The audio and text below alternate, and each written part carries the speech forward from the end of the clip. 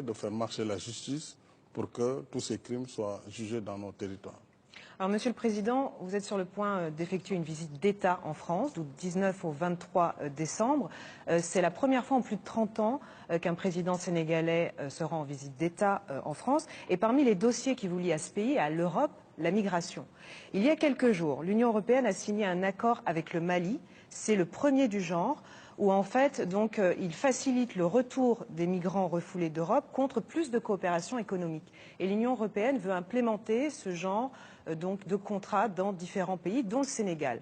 Êtes-vous en train de négocier un tel accord, donc partenariat économique contre migrants refoulés au Sénégal? D'abord, permettez-moi de remercier le président François Hollande qui a bien voulu m'inviter au rang de visite d'État à Paris. Après une trentaine d'années sans visite d'État entre les deux pays, c'est pour magnifier l'excellence des relations entre la France et le Sénégal, qui est une relation particulière.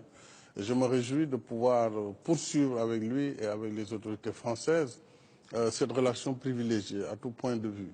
Avec l'Union européenne, nous sommes des partenaires. Nous avons travaillé ensemble, mais je peux tout de suite vous dire très clairement, le Sénégal ne peut pas accepter de travailler dans la perspective de plus de coopération, moins de migration. Ce n'est pas notre manière de concevoir la relation de partenariat. Toutefois, nous devons reconnaître que l'Europe a des problèmes.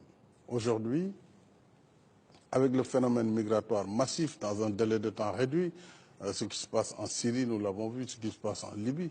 La Libye a été un filtre, mais ce filtre a sauté, du fait des Européens d'ailleurs, quelque part. Donc, il y a eu cet afflux massif des réfugiés africains aussi, et l'Europe n'est pas en mesure de capter tout cela. Nous devons en être conscients. Et nous avons travaillé vraiment en toute transparence avec l'Union européenne. J'ai reçu Mme Mogherini ici, et nos équipes se parlent quotidiennement pour d'abord différencier deux choses. Les migrants qui sont en Europe depuis très longtemps, il n'est pas question de remettre en cause leur séjour en Europe.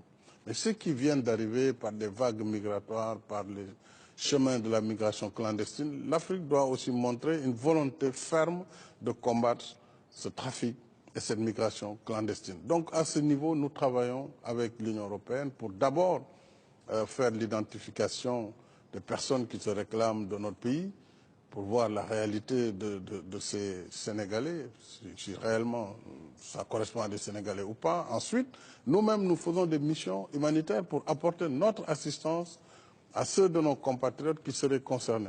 En ce moment, nous devons envoyer une mission en Italie, à Lampedusa plus précisément, pour voir quelle est la réalité. Parce qu'on n'entend que dans la presse, que par la presse, ce qui se passe. Nos diplomates y seront, avec aussi des missions de fonctionnaires pour savoir le nombre de Sénégalais concernés, si oui, si c'est dans le cadre des bateaux qui viennent par la Méditerranée, bien sûr nous devrons pouvoir accompagner ces compatriotes, les ramener et leur donner des perspectives d'emploi et des perspectives de réinsertion. Pour les Sénégalais qui sont en Europe, tout comme pour les Africains qui sont en Europe, avant cette vague, il n'est pas question de les toucher et il faut préserver leurs droits. Et je pense que là-dessus, nous sommes tout à fait en phase avec l'Europe. Mais moi, je dis clairement, je ne peux pas accepter voilà, disons, une balance entre voilà, migration ou coopération. Ça, ce n'est pas acceptable. Monsieur le Président, vous allez rencontrer votre homologue, le président Hollande, qui est en fin de mandat. La France est en période électorale. Une campagne qui prend parfois des accents xénophobes, islamophobes. Vous êtes à la tête d'un pays laïque, certes, mais très musulman. Comment vous réagissez? Nous avons 95% de musulmans, avec 4 à 5% de chrétiens. Nous vivons en parfaite harmonie. Il n'y a aucun problème. Donc on voit bien que musulmans et chrétiens peuvent cohabiter.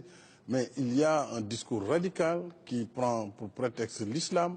Et ça, ce sont les musulmans qui doivent d'abord déconstruire ce discours par d'abord les références vis-à-vis du Coran et donner cet enseignement du Coran sur la tolérance religieuse pour que nul n'en ignore. Et nous devons faire éviter en tout cas ce choc de civilisation et ce choc de religion, d'ailleurs qui ne fait qu'arranger les terroristes.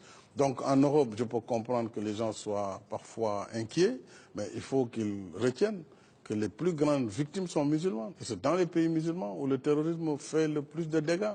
Il n'y a qu'à voir l'actualité au quotidien. Donc il n'y a pas de problème islamique. Il y a des radicaux qui utilisent le discours islamique pour assouvir leurs desseins. Et cela, il faut les identifier, il faut les combattre et les neutraliser. Il y a maintenant la cohabitation et l'Europe ne peut pas s'enfermer. Je crois que c'est un...